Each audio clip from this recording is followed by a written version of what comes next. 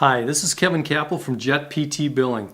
We are often asked, it really seems pretty easy. We send out claims and money comes in the door. But what's really involved in the entire billing process? Well, it's not an easy answer. There's an awful lot of steps. And if you envision walking up a stairwell going from floor 1 to floor 2, each one of those steps is required to get to that top level.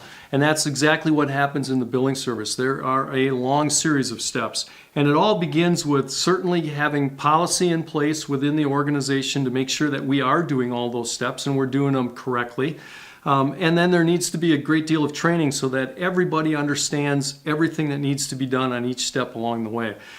But after that, it starts out with good intake of patient information. When the patient calls, you need to collect enough information so that you are able to take the next step, which is call insurance to verify their benefits. We need to make sure that they are actually covered by the insurance carrier before we treat them. And if they aren't, we really should call them before that first visit and let them know that so they don't waste the time in and we're not wasting a productive spot on the schedule with them there.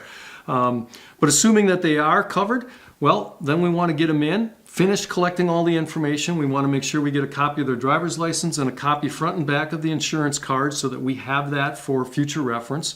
Get all of that information registered into the system.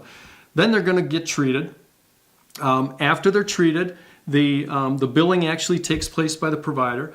The provider provides those charges then to the charge personnel who then inputs them into the billing system if they don't automatically come across from the EMR.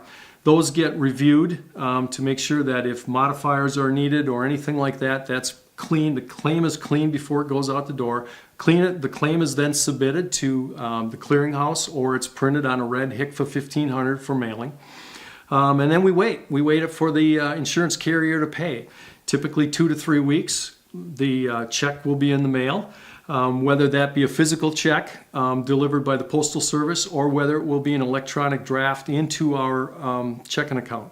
Those then get posted into the patient's account.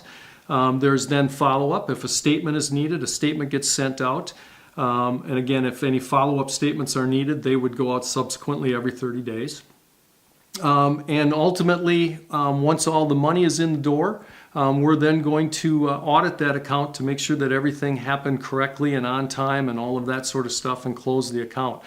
If something falls through the cracks or we have some denials, then those need to get picked up and appealed or corrected. If it's just something was wrong on the claim, then we need to correct it and get that resubmitted as quickly as possible.